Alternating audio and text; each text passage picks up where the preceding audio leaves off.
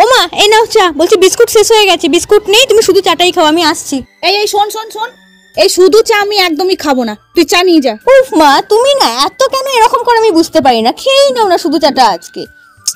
ঠিক আছে দাঁড়াও, বাড়িতে তো ময়দা আছে আর স্টাফিংটাও আছে।